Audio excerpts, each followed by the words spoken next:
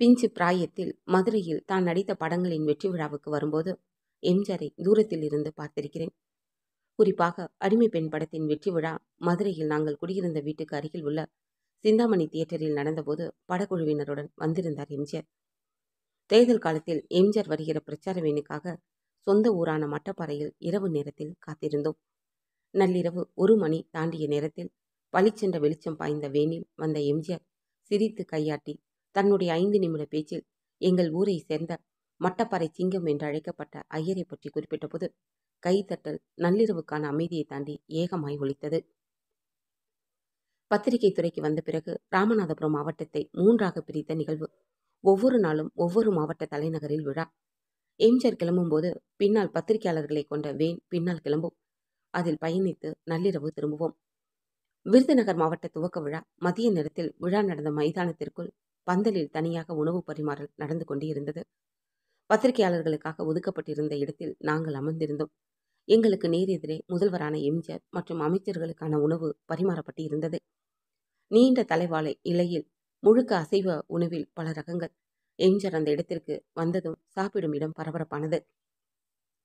எழ முயன்றவர்களை கையமர்த்தி அமரச் சொன்னவர் எதிரே பத்திரிகையாளர்களான நாங்கள் அமர்ந்திருந்த இடத்திற்கு வந்தவர் இலையில் பரிமாறப்பட்டிருந்ததை கவனித்தார்.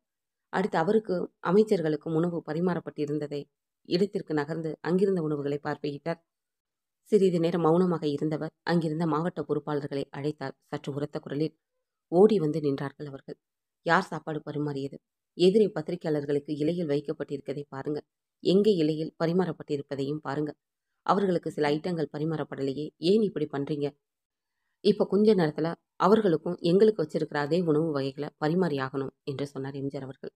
உடனே நீங்கள் உட்காருங்க, நாங்க பரிமாறுகிறோம் என்று சொன்னார்கள். இல்லை, நீங்கள் பரிமாற வரை நான் நிற்கிறேன் என்று சொன்னார் எம்ஜிஆர் அவர்கள். அவசரமாக அங்கிருந்தவர்கள் எங்களுடைய இலையில் மற்ற உணவுகளை பரிமாறுகிற வரை கையை கட்டியபடி நின்று கொண்டிருந்தார் எம்ஜிஆர். எங்களிடம் இருந்த மூத்த நிருபர் போய் அவரிடம், அதனால் என்ன, நீங்க உட்காருங்க சார் என்று சொன்னபோதும் சரிசமமாக பரிமாறப்பட்ட பிறகே அவருக்காக ஒதுக்கப்பட்டிருந்த இலை முன்பு அமர்ந்து கையசைத்து எங்களை சாப்பிடச் சொன்னார். சாப்பிட துவங்குவதற்கு முன்னால் ஒரு நாளிதழில் பணியாற்றும் பத்திரிகையாளர் எங்களிடம் மெதுவான குரலில் கிசுகிசுப்பாக சொன்னார். தலைவர் பசிக்கிற நேரத்தில் வயிற்றை நிறைக்கிறதுக்கு முன்னாடி மனசை நிறைச்சிட்டார். இன்னொரு நிகழ்வு தேர்தல் பிரச்சார நேரத்தில் நடந்தது. அதாவது மதுரை பாண்டியன் ஹோட்டல் இரவு 7 மணிக்கு தேர்தல் பிரச்சார பயணம். அவருடைய வேனுக்கு பின்னால் 20 பத்திரிகையாளர்களை கொண்ட ஒரு வேன். மதுரையிலிருந்து தேனி நோக்கிய பயணம். பல இடங்களில் நின்று நின்று மெதுவாக பயணம். எங்கும் மக்கள் திரள். சில கிராமங்களுக்கு சாலையை மறித்து வர சொன்ன மக்களிடம் உரிமையுடன் பேசி பிறகு வருவதாக சொன்னார் எம்ஜிஆர். இன்னொரு ஊரில் வரச்சொல்லி மறியலை செய்தபோது மெயின் ரோட்டிலிருந்து 3 கிலோமீட்டர் தள்ளி அந்த கிராமத்துக்குள் எம்ஜிஆருடைய வேன் நுழைந்து வெளிச்சம் பாய வேனின் மேல் பகுதிக்கு எம்ஜிஆர் சென்றதுதான் தாமதம். கூடியிருந்த பெண்கள் போட்ட குளவி சத்தம் காதுகளை துளைத்தது. சிறு பேச்சிற்குள் என் ரத்தத்தின் ரத்தமான என்றதும் மேலும் குழுவை சத்தங்கள். அங்கிருந்து கிளம்பி ஆண்டிப்பட்டியை அடுத்துள்ள இன்னொரு ஊருக்கு போகிற வழியில் நீண்ட இடைவெளி.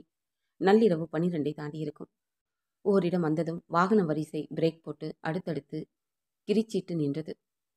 சிறு சலசலப்பு. சற்று தொலைவில் பெரிய மரம். அதை நோக்கி நடந்து கொண்டிருந்தார் எம்ஜிஆர். பின்னால் பெரிய டிஃபன் கேரியர்களை சுமந்தபடி ஒரு கூட்டம். பெரிய மரத்தடியில் கொண்டு வந்திருந்த ஜமுக்காலங்கள் விரிக்கப்பட்டன. காரின் ஹெட்லைட் வெளிச்சம் அந்த இடம் நோக்கி அடிக்கப்பட்டதும் பிரகாசமானது அந்த இடம். ஒருவர் ஓடி வந்து வேனில் இருந்த எங்களிடம் சொன்னார், தலைவர் உங்களை எல்லாம் அழைச்சிட்டு வர சொன்னார் என்று. தயக்கத்துடன் நாங்கள் போனதும் அவரும் அமர்ந்து எங்களையும் வட்டமாக உட்கார சொன்னார் எம்ஜிஆர். 7 மணிக்கு முன்னாடி தானே சாப்பிட்டிருப்பீங்க, இப்போ என்ன டைம் ஆகுது, கூடவே உட்கார்ந்து சாப்பிடுங்க என்று எம்ஜிஆர் சொன்னதும் சில அமைச்சர்களும் அமர இலைகள் போடப்பட்டு அசைவ உணவு பரிமாறப்பட்டது. அவ்வளவு நேரம் கழித்தும் இளஞ்சூட்டுடன் இருந்தன உணவு வகைகள். விடிய விடிய என்னோட வரணும் இல்லையா, கீழே உட்கார்ந்து சாப்பிட்றதுல அசௌகரியம் ஒன்றும் இல்லையே, சிரித்தபடி கேட்ட எம்ஜிஆர் சமணம் போட்டு வெகு இயல்பாக உட்கார்ந்திருந்தார். அதன் பிறகு உடல்நலம் பாதிக்கப்பட்டு அமெரிக்காவிலிருந்து சென்னைக்கு வந்த பிறகு தமிழ்நாடு பாடநூல் நிறுவனம் சார்பில் அந்த வளாகத்தில் விழா. நிறைய பத்திரிகையாளர்கள் அவருடைய ஒவ்வொரு அசைவும் உற்றும் கவனிக்கப்பட்டது. மாலை 4 மணி வாக்கில் நடந்த அந்த விழாவில் எம்ஜிஆர் பேச முயன்ற போது தொண்டர்கள் உணர்ச்சி வசப்பட்டார்கள். சிரமப்படாதீங்க தலைவா என்று கத்தினார்கள். அடுத்து மதுரையில் நடந்த மாநாடு. அதற்கு எம்ஜிஆர் நீண்ட இடைவெளிக்கு பிறகு மேடைக்கு வந்தபோது பெருங்கூச்சல். அடங்க வெகு நேரமானது.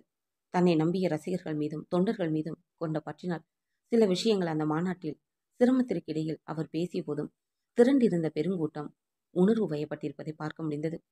சென்னை ராஜாஜி ஹாலில் அவருடைய உடல் மக்கள் திரளுக்கிடையே வைக்கப்பட்டிருந்த போது அந்த இழப்பின் அழுத்தத்தை தாங்க முடியாமல் தன்னைத்தானே மாய்த்து கொண்டிருந்தன சில உயிர்கள்.